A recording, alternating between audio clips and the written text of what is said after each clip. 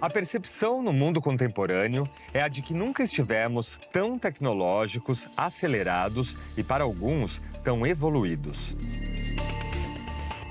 Ao mesmo tempo, temos um mundo congelado em antigos conflitos, guerras e crises humanitárias. As consequências do afogamento digital e do esfarelamento das certezas têm provocado uma epidemia na saúde mental, principalmente em crianças e jovens. Como as histórias fortalecem a mente infantil e juvenil numa era de incertezas. Tema desta série do Café Filosófico.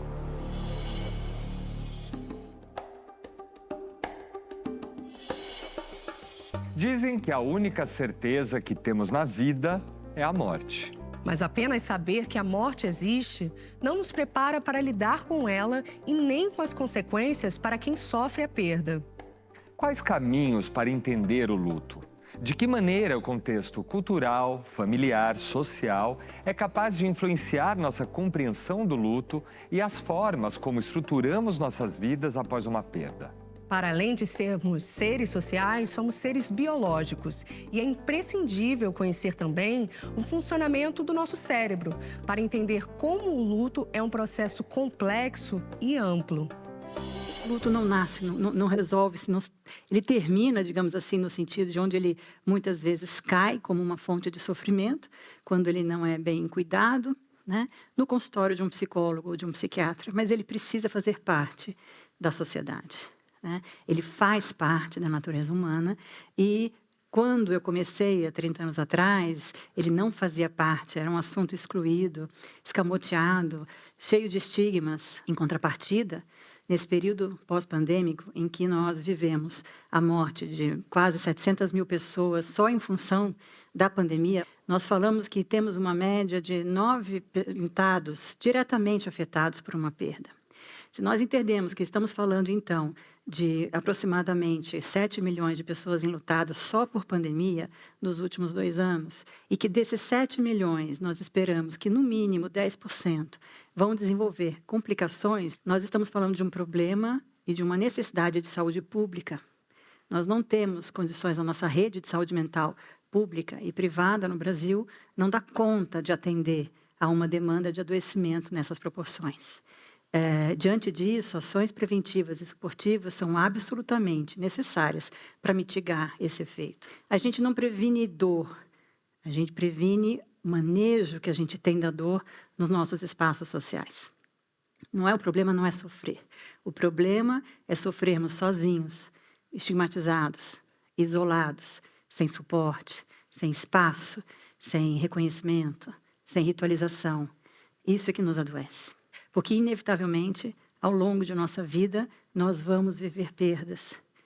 Perdas concretas, simbólicas, normativas, daquelas que a gente sabe que fazem parte do ciclo da vida, e das não normativas, daquelas que fogem um pouco do nosso script. Para falar de luto, a gente precisa falar de vínculo.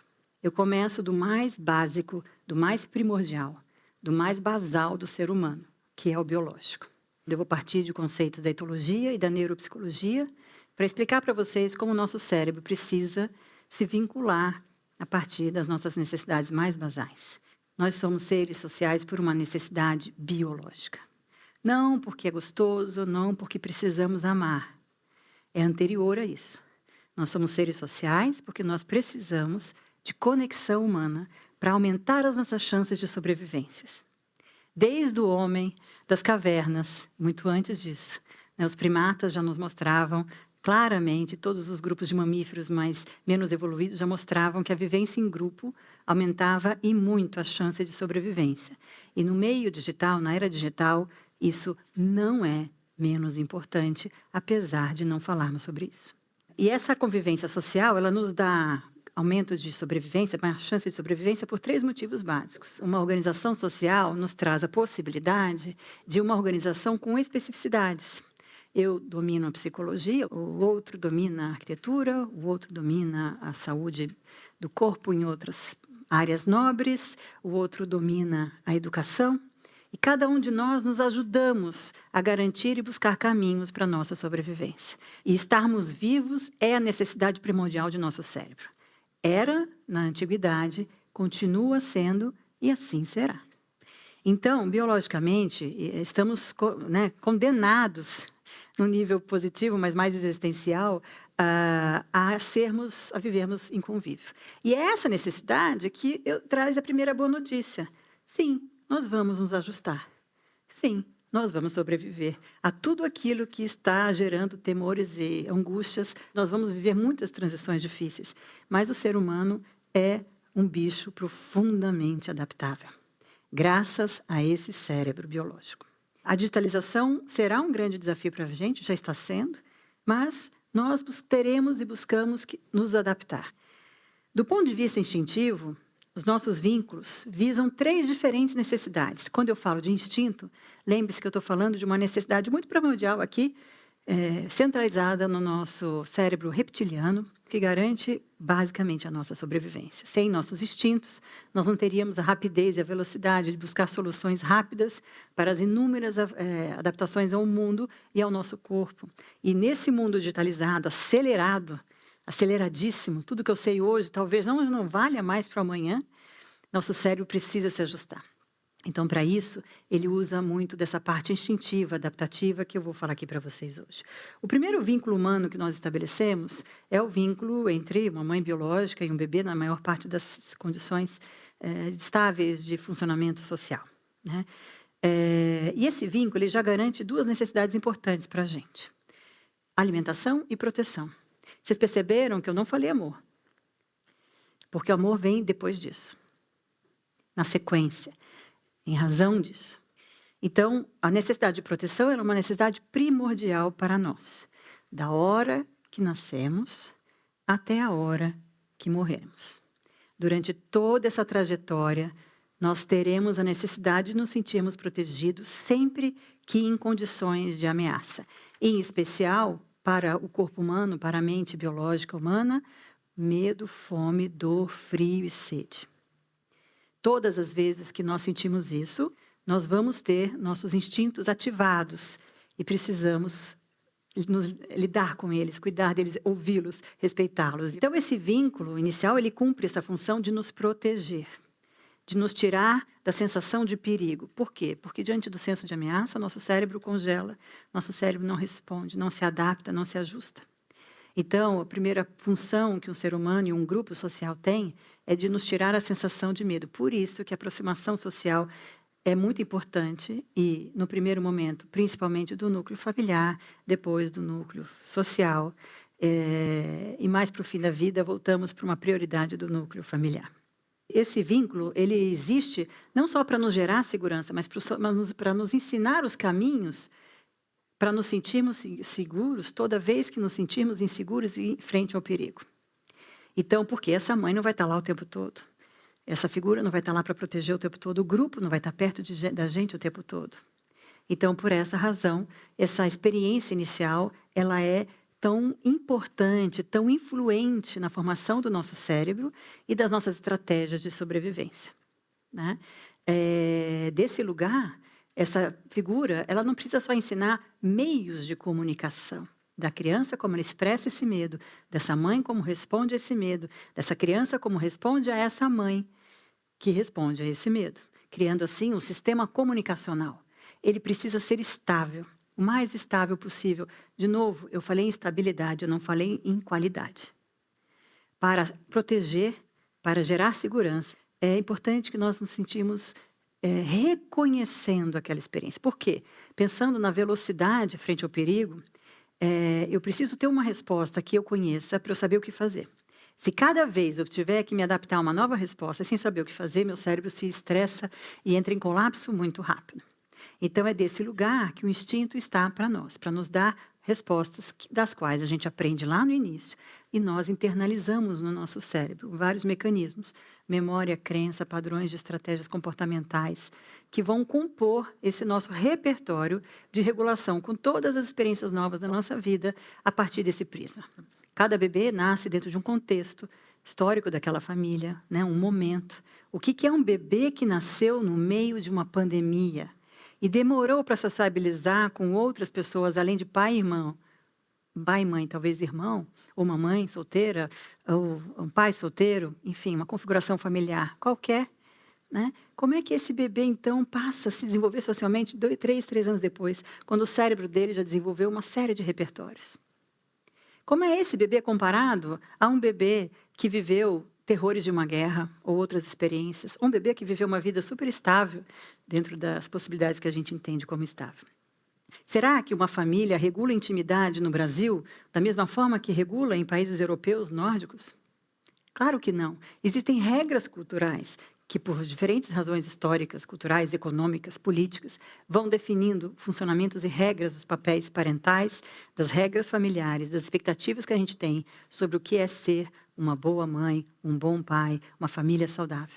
Esse relacionamento ele não traz só códigos comunicacionais, regras, mas ele traz também estabilidade. E ele vai se estabelecendo até 1 ano e meio do bebê. Isso tem a ver com o desenvolvimento motor, e isso tem a ver com o desenvolvimento cognitivo. Porque no desenvolvimento motor, o bebê ganha uma grande arma para a sobrevivência, a locomoção. E ele começa a regular a distância física com a mãe. Ele vivia até então do lado da mãe, acoplado no corpo da mãe.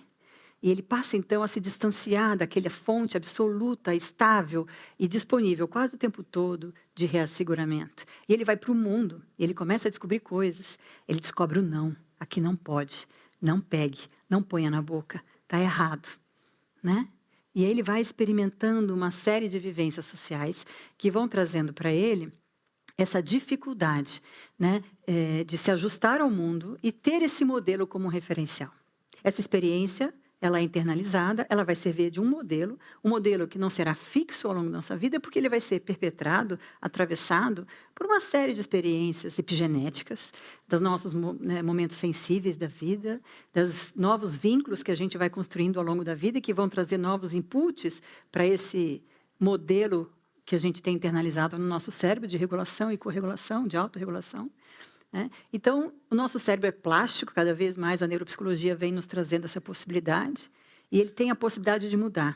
Os processos de tratamento na saúde mental têm a ver com plasticidade, não tem a ver com esquecer sofrimento, superar traumas, mas tem a ver com fortalecer músculos cerebrais, instintivos, físicos, resiliência, todos os músculos, né, dessa sobrevivência para o enfrentamento da vida, convivendo com aquelas experiências dolorosas que marcam e influenciam o nosso cérebro. No próximo bloco... Não há uma pessoa enlutada na minha história profissional, das mais céticas ou as mais religiosas, que não tenham se aproximado desse tema, buscando desligar seu medo e sua solidão e seu desamparo frente ao luto.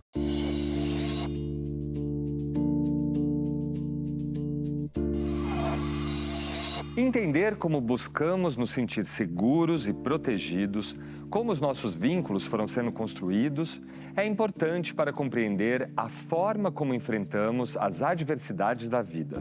Ao pensar a relação do bebê e da criança com seus cuidadores como determinante na formação da nossa vida adulta, o psicanalista John Bowlby disse que a confiança na figura de apego é a base para uma personalidade segura e estável.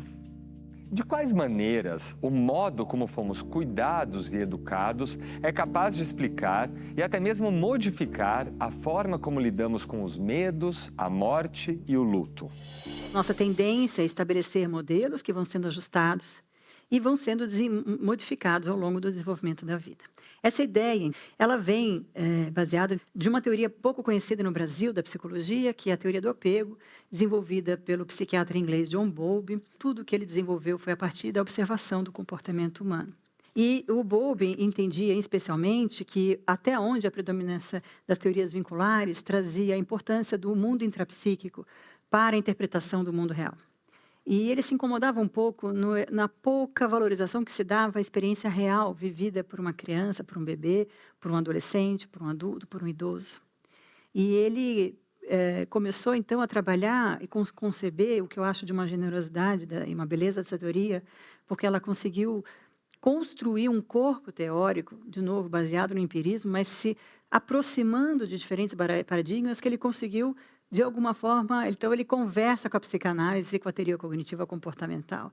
Ele conversa com a psicanálise e uma teoria sistêmica. Ele está o tempo todo construindo, dentro e fora da psicologia, formas de entender o ser humano como um sistema interno, entre o meu biológico, o meu psicológico, o meu social, o meu espiritual, e o meu sistema correlacionado com esse mundo de fora. Minha família, meu contexto social, a minha comunidade, a minha cultura. Várias camadas que se interinfluenciam, se atravessam e que transformam, então, a realidade de cada um quase única e subjetiva. O medo é o sentimento, então, mais importante para a nossa sobrevivência. Quando a gente pergunta qual é o sentimento mais importante para sobreviver, as pessoas de cara dizem o amor. Mais uma vez, eu frustro um pouco porque não é o amor, é o medo. Porque é o medo que nos leva a amar. É o medo que nos leva a construir características no nosso estilo de amar. É porque buscamos fugir do perigo. É porque buscamos sensações de segurança que nos conectamos, né? Então, e essa conexão e esse medo, essas rotas de fuga que a nossa mente, de proteção e fuga que a nossa mente desenvolve, elas vão sendo influenciadas e influenciando, criando nossas crenças, nossos valores, nossas habilidades cognitivas, nossas habilidades simbólicas, emocionais, relacionais e espirituais, né? Aqui só um adendo, né? Que espiritualidade tem com vínculo e o que tem a ver com medo? Tudo. Tudo. Eu estou falando de religião, estou falando de espiritualidade.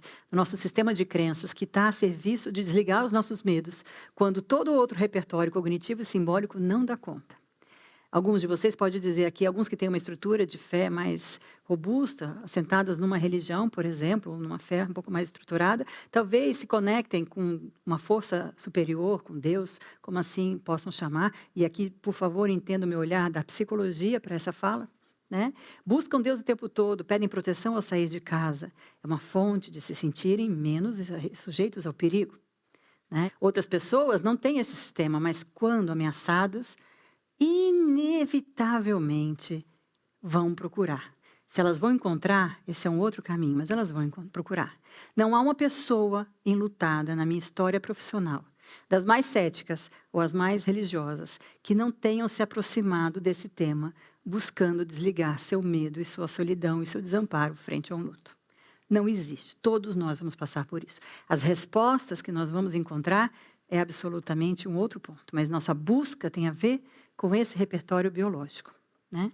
Então, é desse medo que vai nascer a nossa capacidade de enfrentar a vida, de ter crenças, de ter valores, autoestima, resiliência, empatia, recurso para a construção de intimidades, bem como recurso para o enfrentamento da vida. Ou seja, medo é tudo.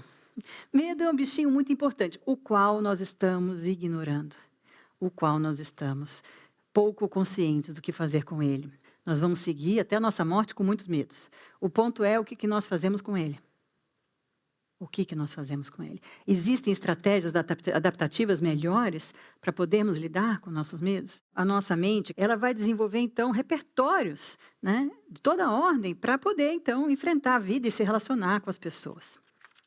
Esse repertório é o que a gente chama, e eu indico aqui, até faço uma ressalva sobre um livro que acabou até de ser traduzido em português, é O Cérebro de Luto, de uma neuropsicóloga que explica o luto no cérebro. Todo esse repertório biológico nos cria um mapa mental. Esse mapa biológico que vai nos garantir respostas mais rápidas para a nossa sobrevivência.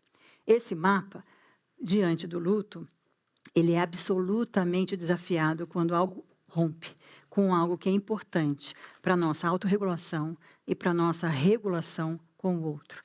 Quando alguém significativo de nossa vida, principalmente, quanto mais ele for importante nessa nossa cadeia de figuras que geram proteção para a gente, né, mais ele vai romper com aquilo que nós chamamos de mundo presumido. Mundo presumido é um conceito muito importante para a psicologia atual e para a psicologia do luto, que foi desenvolvido por um psiquiatra inglês, Colin Murray Parkes. O que Colin Parkes denomina como mundo presumido refere-se ao único mundo que o indivíduo conhece e no qual se reconhece e inclui tudo que ele sabe ou pensa saber. Esse termo engloba não só o que ele pensa sobre o passado, mas suas expectativas para o futuro, seus valores, planos e crenças. Trata-se, portanto, de um esquema mental organizado que reflete tudo que a pessoa assumiu como verdadeiro acerca de si e do mundo, cuja função reside em prover segurança e previsibilidade, além de oferecer um significado e propósito para a vida de cada um. Parkes considera que esses aspectos são abalados diante de uma perda e que uma nova concepção de mundo se faz necessária no processo de adaptação. No entanto, o medo e a consequente ansiedade, disparados ante essa mudança ameaçadora, embaçam o julgamento e prejudicam a concentração e a memória, deixando lenta e ineficaz a tentativa de dar sentido ao que aconteceu. A mudança se dá na concretude da rotina estabelecida, mas também e, sobretudo, no mundo interno do indivíduo, a partir do qual este estabelece suas concepções, que servirão como uma lente a influenciar sua maneira de perceber e estar no mundo. Isso nos ajuda a entender muito por que o luto é tão impactante nas nossas vidas, ainda que a frase mais esgotada socialmente é que a morte é a única certeza que temos. Né? E por que a gente não consegue se preparar para ela? Simples, ela não faz parte do nosso mundo presumido. Mesmo que a gente já tenha vivido outros tipos de perdas, aquela perda, aquela relação, o papel que aquela pessoa tinha na nossa vida, ele é único. E quando nós vivenciamos aquela perda, esse repertório ao qual o Parkes denomina de mundo presumido, e que o Bowlby chamava de modelo operativo interno e a Mary chama quase como um mapa mental e eu chamo como um GPS, já que estamos falando de tecnologia. Se eu construo tudo isso que eu vim falando aqui para vocês, lá da minha necessidade biológica, ao longo de minha vida, todo um repertório que eu uso sempre que eu preciso me ajustar a algo novo, e desse mapa mental e desse repertório, aquela pessoa, aquela relação, aquele vínculo, fazia parte estruturante. Quando eu perco, eu não consigo me ajustar à vida que ficou. E mais ainda, eu tento usar o mapa mental antigo para lidar com esse cenário novo. E eu só vou adotar um novo GPS quando o meu cérebro entender, reconhecer, aceitar e incorporar a nova realidade com tudo que ela nos desafia como algo tão familiar, ou parcialmente familiar, a ponto de eu começar a não mais aceitar ou buscar o GPS antigo. Por isso que a gente entende luto como um processo, não como um estado pontual, que não culmina na primeira semana do luto ou mesmo na semana do velório. Pelo contrário, ele mal começou. Esse processo adaptativo, ele vem com a necessidade biológica de se ajustar àquilo que perdermos e nos adaptarmos ao que ficou. Este luto hoje é percebido como um modelo adaptativo, um processo psicológico, social, físico, emocional, espiritual de adaptação, que em última instância leva a uma diminuição do nosso estado de desamparo, de medo, de incapacidade de seguir a vida agora numa nova versão. No próximo bloco... E esse é o grande desafio. Se nós não nomeamos, validamos a forma como uma criança expressa o seu luto, então nós não nos comunicamos com ela devidamente.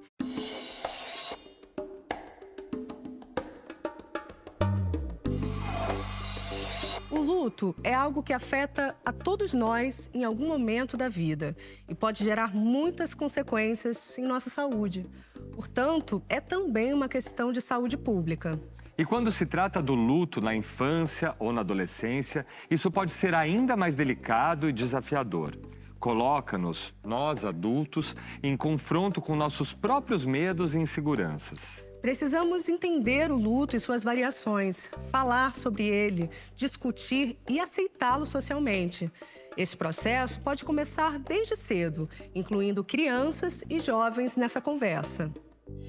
A visão atual do luto, ela superou alguns modelos anteriores, ou ela se adaptou ao longo da vida aos estudos, às práticas, às mudanças culturais, às mudanças sociais. E aquilo que antes, então, entendíamos, como Freud disse lá no início da vida, mas morreu já falando diferente, do desinvestimento libidinal de um objeto de amor para um ajustamento dessa libido a outros objetos da vida, objetos simbólicos e concretos.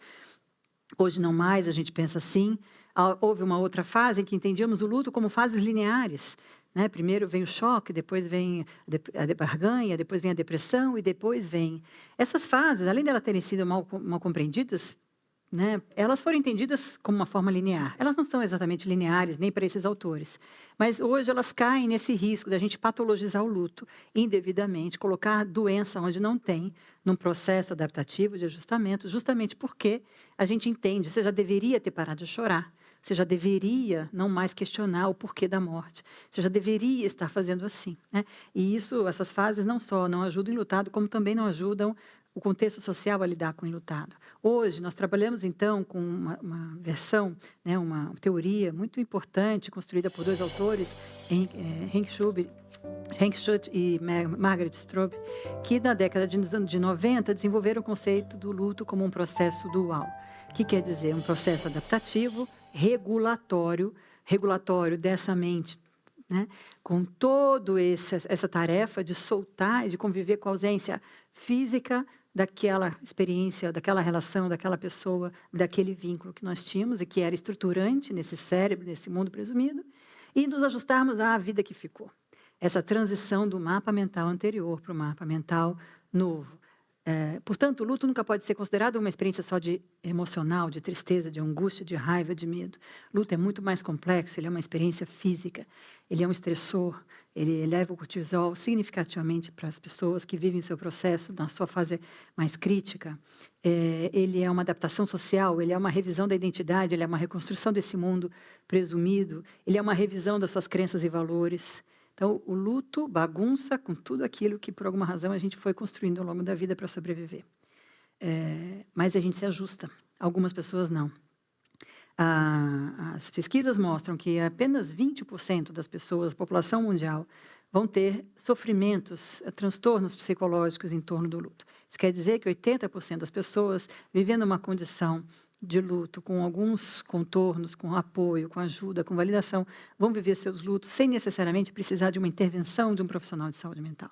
Então, a gente precisa criar rapidamente todos os serviços de toda a ordem, visando prevenção, suporte e tratamento, para acolher pessoas que vão não só adoecer, mas vão trazer uma série de dificuldades para o ajustamento social, economia, produtividade, convivência social, educação dos filhos e todos os outros aspectos, quando uma pessoa doente ela se vê afetada e acaba afetando. Como uma criança sem luta? Uma criança sem luta da mesma forma que um adulto. A criança sente a perda como um adulto. Ela não interpreta a perda como adulto, porque ela não tem a capacidade simbólica e cognitiva de um adulto. Mas isso não faz dela alguém que não passe pelo luto. E é dessa discrepância de percepção que nós ferimos muito o acolhimento a uma criança enlutada, ainda hoje. Porque nós partimos da nossa percepção de adultos para dizer o quê? Ela não está entendendo. Se eu estou dizendo para vocês que a nossa capacidade de construir vínculos e se regular no outro, por meio de um outro ser humano como a mãe, se estabelece a partir de 1 ano e meio, até mais ou menos 1 ano e meio de vida, e em especial dos primeiros 6 meses a esse 1 ano e meio, falando em condições estáveis de desenvolvimento global, eu estou dizendo que essa criança está aprendendo a se vincular e perceber o mundo a partir do olhar do outro. O Winnicott dizia uma frase muito linda, que o olhar da mãe é o primeiro espelho de um ser humano, né? E quando esse espelho se vai, ou quando outros espelhos se vão, então, instintivamente, uma criança é absolutamente capaz de reagir à separação nesta corregulação que para ela é significativa. Ela vai interpretar, perceber a partir do seu repertório simbólico e cognitivo que vai se desenvolvendo ao longo da vida. Esse é um outro desafio para os adultos que estão em volta dela, porque ela não pode falar do luto só na hora que ele acontece. Ela precisa conversar sobre o luto ao longo de todo o seu desenvolvimento, porque muitas perguntas virão, porque muitos questionamentos virão a partir de diferentes fases do seu repertório. Ela vai conseguir mais proximamente chegar a um modelo perto do adulto em torno dos 7 anos, quando ela, por meio das questões cognitivas, maturacionais, desenvolve o conceito de irreversibilidade, de universalidade, né? Então, ela vai entrar na ideia de que esta separação é uma separação definitiva e é uma separação causada por aspectos de ordem biológica, sejam ocasionadas por alguma coisa externa, sejam ocasionadas por algo interno, mas um corpo que deixa de funcionar. De novo, a criança está sentindo, a criança está reagindo, a criança precisa se adaptar. E mais do que tudo, a criança não pode estar só nesse processo. E quando eu digo só, não é só com a presença física, só é com a disponibilidade emocional para todo esse repertório, que justamente por ela não ter uma linguagem como a de um adulto, o repertório linguístico que nós adquirimos ao longo da vida, ela expressa por meio do corpo, por meio dos sintomas. E esse é o grande desafio. Se nós não nomeamos, validamos a forma como uma criança expressa o seu luto, então nós não nos comunicamos com ela devidamente. E mais ainda, se eu sou uma adulta enlutada ao lado dela, certamente o meu viés de dor vai gerar em mim um movimento quase fóbico de me aproximar da dor dessa criança, que por não ter todo esse repertório defensivo que a gente tem, expressa espontaneamente. Nós precisamos abandonar a ideia de só conversarmos com a criança quando algo ruim acontece. Quando ela manifesta algum tipo de dificuldade, e aí a gente resolve fazer alguma coisa. Toda experiência de luto, quanto mais precoce, por mais que ela roube a inocência infantil e traga, inclusive, uma precocidade de toda essa maturação cognitiva sobre a morte, uma criança que vive o luto precocemente tende a maturar essas compreensões de irreversibilidade e universalidade um pouco antes de uma criança sente esse tipo de experiência até esse momento, mas ela não vai compreender totalmente, ela vai continuar crescendo, continuar se desenvolvendo e continuar reformulando a percepção que ela tem sobre a morte. John Bowlby costumava falar em se a sociedade deseja ajudar as crianças, a sociedade deve ajudar os pais. Quando a gente insiste tanto nessa ideia de pais ajudarem a ficarem maduros para que eles possam oferecer uma efetiva segurança para as suas crianças, eu preciso ajudar os pais a entenderem que não se trata de ter que dar conta. Esses pais precisam entender que se trata, a grande maturação do cérebro humano é sobre desenvolver recursos internos, mas sobre também buscar recursos externos. Então, é muito importante que os pais possam se reconhecer nas suas potencialidades, mas também reconhecer suas dificuldades e pedir ajuda do sistema formal, mas também do sistema informal. E ele só vai conseguir pedir ajuda de um sistema informal, da comunidade, se a comunidade parar de julgar. E por isso que, mais uma vez, entra a psicoeducação. Efetivamente, eu acho que a gente muda a condição das famílias brasileiras e da insegurança das crianças que estão adoecendo e tomando remédio como nunca, se a gente ajuda esses pais a se sentirem mais potentes, mais fortalecidos, porque eles também são pessoas, eles também têm inseguranças. E agora a gente viu isso na pandemia, todos estávamos assustados, medrosos, enlutados, crianças, adolescentes e adultos. Pais também precisam se sentir protegidos, seguros, para exercer a parentalidade. No próximo bloco... E a imprensa também precisa entender o seu papel de reassegurador. A informação está a serviço de diminuir o pânico, de diminuir o medo, de não fomentar mais violência e tragédia.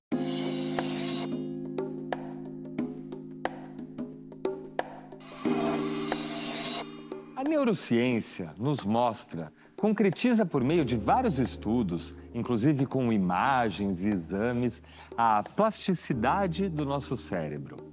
E que ele se modifica, se transforma por meio das experiências mais profundas da humanidade, como vínculo e perda. No mundo de hoje, de tecnologia avançada, acelerada, como estamos construindo e mantendo nossos vínculos? Em um momento de perda, de revisão interna, de dor, de que forma a tecnologia é capaz de nos ajudar? A internet e as redes sociais estão nos conectando. Mas é um tipo de conexão que nos auxilia no enfrentamento da dor, do luto? Ou nos sentimos mais isolados, desamparados e a nossa dor banalizada? Quais os benefícios, os riscos e os cuidados que devemos ter ao lidar com a internet, especialmente nesses momentos? Como é que a comunicação digital ajuda? Ajuda ou atrapalha? Né? De que jeito ela faz isso? Basicamente, eu queria trabalhar aqui 3 elementos, 3 aspectos. A validação da sua dor, a ritualização da sua dor e a não banalização do seu sofrimento. Nada pior para alguém que está enlutado, diga, vai passar. Ou, daqui a pouco você engravida de novo. Né? Ou, quando a criança expressa tristeza, não, você não está triste não, vamos brincar. A digitalização empobrece e desvia as experiências íntimas de reasseguramento. E essa é a parte mais importante. Nós precisamos da intimidade física de outro ser humano que a gente confia toda vez que a gente está com medo.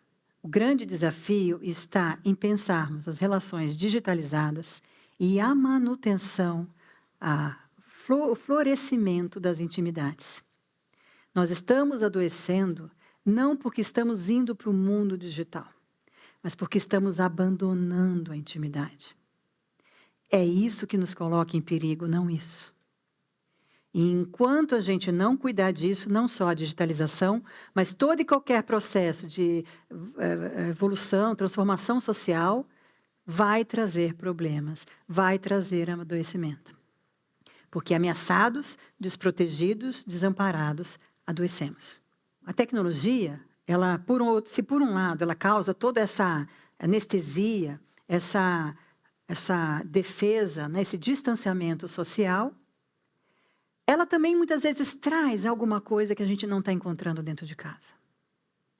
Quantas são as crianças que às vezes nos seus pares, seja no WhatsApp, seja no TikTok, seja no grupo do Instagram, encontra nas pessoas com quem ele se identifica, com quem ele compartilha, ele encontra caminhos, diálogos, validação, não banalização, espaço para expressar sua dor, que infelizmente e por algum motivo dentro do seu núcleo físico real ele não está conseguindo ter, porque muitas vezes os adultos estão não só ensimismados na sua própria dor, mas muitas vezes assustados com a proximidade do confronto com a dor daquela criança espelhando a sua própria. A gente tem que tentar entender a tecnologia como um recurso social, em especial quando aquele que já existe não dá conta. A gente tem que sair um pouco dessa visão utópica da psicologia,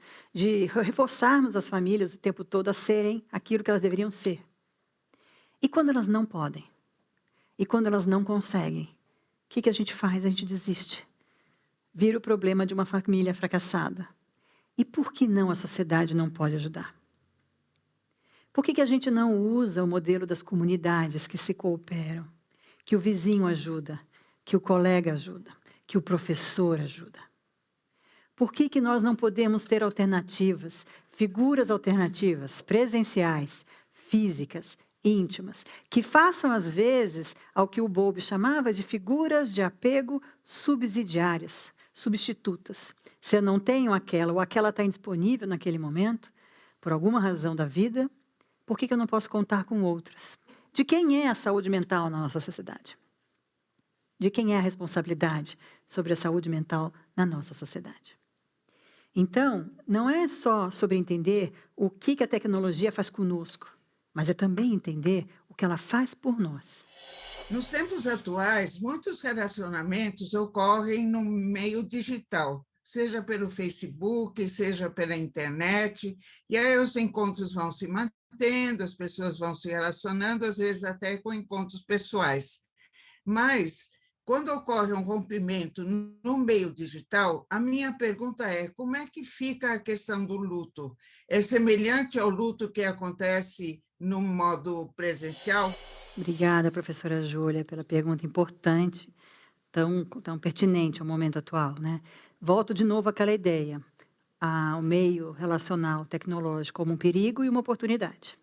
Onde está o perigo? Né? Está o perigo dessas crianças não terem essa maturidade ainda, essa estabilidade da corregulação, né? De ter um repertório de corregulação suficiente para administrar o que o universo digital traz do universo real.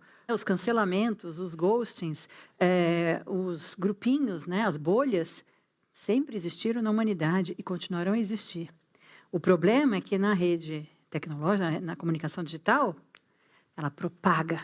Que dorme com like, acorda com 100 mil.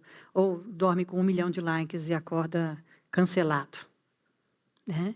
E a mente humana não tem estruturação para se ajustar a essa adaptação e a todos os sentimentos devastadores de ameaça que a sensação de despertencimento, de abandono, de rejeição provocam nessa mente que precisa do mundo social e da conexão e da vivência em grupo para poder se sentir menos ameaçado para sobreviver.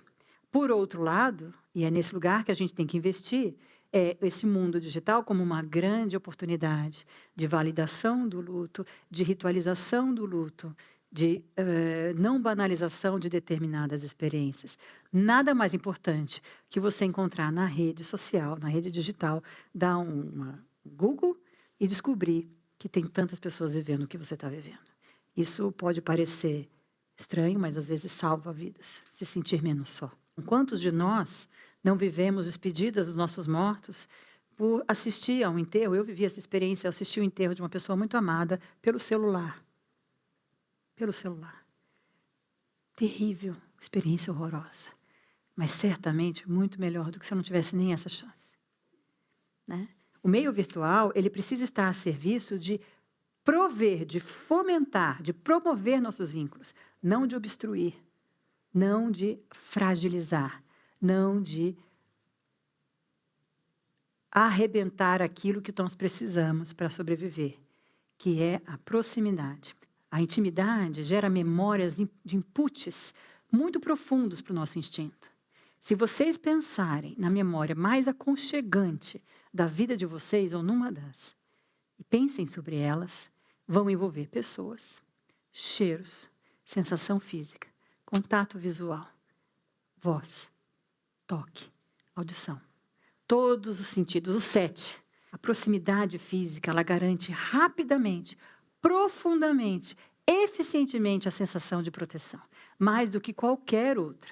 Que bom que a gente pode oferecer hoje suporte formal por meio tecnológico, né? O que seria de nós se a gente não pudesse fazer esses ajustes na pandemia e agora? Mas ele é diferente e ele precisa ser ajustado às necessidades de reasseguramento físico que alguém procura, inclusive numa relação formal de cuidado.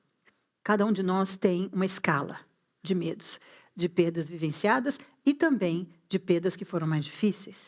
E nós partimos dessa escala para julgar o outro. E essa está fadada ao fracasso empático.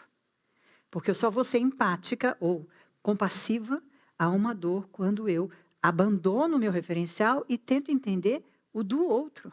Por que para ele é tão importante? Por que para ele está doendo tanto a perda de um pet?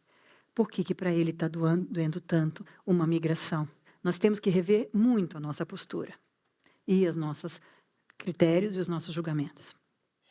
A Yara Lourenço diz assim: professora, o luto nos adolescentes tem o desafio de conversar com um momento de descobertas pessoais, sexuais e sociais. E a pergunta que a Yara faz é como podemos pensar essas interações no contexto escolar, sobretudo com a perda de seus pares, já que temos altos índices de suicídios entre os jovens. A adolescência em si tem muitos lutos simbólicos. O luto do corpo transformado, o luto da infância, o luto da segurança que a infância trazia e uma enorme ansiedade e expectativa sobre esse mundo exploratório da adolescência. Quem eu sou, quem como os outros me percebem, como eu vou conseguir, será que eu sou capaz, no que eu sou bom, no que eu não sou. Então, é uma fase exatamente bastante instável psicologicamente, de muita impulsividade. E o luto vem para desafiar toda essa experiência. O luto não é só um perigo, às vezes ele é uma oportunidade. Eu já vi adolescentes criando uma rede maravilhosa diante da perda para um adolescente, de tamanha forma que aquele adolescente passa a se perceber muito diferente, de uma segurança adquirida, não pela perda, mas pelo apoio social que ele adquiriu do grupo de pares, muito importante para o dia a dia dele, ele passa mais tempo na escola que às vezes dentro de casa, que faz ele se sentir amado, valoroso, respeitado na sua dor, reconhecido na sua dor. Então, o luto ele pode ser uma oportunidade de florescer, de fomentar a insegurança, mas muitas vezes, os adolescentes são muito incríveis sobre isso, podem ser fontes de grande revisitação, de grande plasticidade no cérebro, não sobre a dor, mas sobre o pertencimento, sobre como ele se percebe naquele grupo. E essa experiência social pode ajudá-lo não só no luto, mas no seu próprio momento desenvolvimental. Os professores são figuras subsidiárias muito importantes nos momentos dos adolescentes e crianças, do ponto de vista de uma figura hierárquica valorizada, respeitada, admirada, às vezes também não, mas que representa uma possibilidade de um reasseguramento provisório, subsidiário, substituto.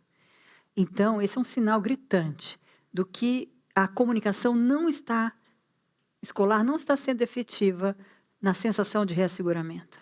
A gente só procura se a gente sente porta aberta. Agora, com o que eu quero dizer sobre isso é que isso não é culpa dos professores. Isso é culpa, primeiro, da sobrecarga que eles sentem de ter tantos papéis e da solidão que eles sentem de assumir também a responsabilidade de serem representações de segurança para os seus inúmeros alunos, com inúmeras provas, com inúmeras tarefas. Então, mais uma vez, a solução desse problema não é uma mudança, tampouco um treinamento de professores, mas uma mudança da hierarquia de cuidados dentro de um sistema escolar. A sociedade funciona assim. Eu cuido do meu filho. Eu cuido de mim. Meu marido me ajuda, a gente se ajuda. Alguém cuida de mim, acima de mim, um profissional, amigos. E a gente vai se cuidando como sociedade. Por isso, a necessidade do mundo social. Nós não sobrevivemos sozinhos, mas nós estamos cobrando de nós mesmos, enfrentarmos tudo sozinhos. Olha que paradoxo. Nós estamos violando uma necessidade instintiva básica do nosso cérebro. É por isso que nós estamos adoecendo. Mas a gente não trabalha com prevenção e com apoio contínuo para todos os envolvidos. Crianças, professores, coordenadores, diretores, faxineiros, pessoal da cozinha, pessoal da segurança da escola. Todos precisam. A sociedade está gritando. A gente já entendeu, a partir dos últimos anos, que saúde mental é, sim, papel da escola, como é da família, como é da sociedade como um todo. A gente tem que se ajudar. Nós temos que desenvolver projetos de prevenção de reasseguramento. Quanto mais a gente gerar segurança psicológica nos nossos jovens, mais estamos mitigando os fatores de risco e fomentando fatores de proteção para que esses índices diminuam. Vão sempre existir, fazem parte da humanidade. A gente precisa olhar para isso. E, de novo, a teoria do apego vem para nos mostrar que a prevenção é a melhor forma da gente fortalecer os músculos sociais e psíquicos das pessoas que estão hoje mentalmente fragilizadas, psicologicamente fragilizadas, para que elas não cheguem a esse ponto. A maior parte das tragédias são reproduzidas por pessoas em profundo sofrimento psíquico. Lutos coletivos trazem um aspecto bem desafiador, muitos aspectos. Primeiro, para quem é afetado diretamente, que vê o seu luto privado bombardeado pela experiência coletiva. Isso tem dois lados. Por um lado, eu me sinto pertencente, por outro lado, eu me sinto homogeneizado. A minha experiência não necessariamente é igual à sua, apesar de estarmos na mesma tragédia. E essa homogeneização pode gerar a sensação de banalização e, portanto, de despertencimento. Quando a gente toma por regra que todo mundo que está na mesma condição está vivendo do mesmo jeito, a gente corre o risco de perder a sensibilidade, a escuta e o acolhimento essencial para a individualidade e para as necessidades específicas daquela pessoa. Por outro lado, o luto coletivo traz uma série de oportunidades que, às vezes, o luto individual não tem, como visibilidade, como ações coletivas que geram também muita sensação de compaixão, de valorização, de humanização, muitas coisas lindas que muitas vezes aquecem o coração de quem está sofrendo. Eu falei da escola, eu falei da família, eu falei de algumas instâncias sociais, mas eu preciso também falar da imprensa. A imprensa como um catalisador, como uma cola, né, que traz para a informação para a comunidade no momento do perigo, no momento da ameaça. E a imprensa também precisa entender o seu papel de reassegurador. A informação está a serviço de diminuir o pânico, de diminuir o medo, de não fomentar mais violência e tragédia. Por isso que houve, não sei se vocês acompanharam, um movimento muito grande, quando houveram várias manifestações, inclusive de diferentes órgãos científicos, direito, psicologia, etc., solicitando à mídia que parasse de expor excessivamente imagens violentas de perdas coletivas, porque esse não é o papel da mídia, né? Gerar mais medo, gerar mais insegurança. E, infelizmente, nem todos, obviamente, aqui jamais uma generalização, mas quando isso acontece, isso fomenta essa sensação de perigo que não nos ajuda a enfrentar e a nos ajustarmos às tragédias individuais e coletivas que vivemos. Mas a gente tem que ter essa consciência de a serviço do que estamos usando a informação e o poder que a informação tem para o funcionamento social. Inscreva-se no canal do Café Filosófico CPFL no YouTube e siga nossas redes sociais para mais reflexões. Amor e luto fazem parte da mesma moeda. Luto, como Parks disse, é custo pelo amor. Eu não sei quanto a vocês, mas eu não abriria mão de nenhuma relação de amor significativa na minha vida pelo medo que eu tenho de perder essas pessoas. Cabe a gente, então, não se deixar congelar, petrificar e adoecer por esses medos. Eles vão existir.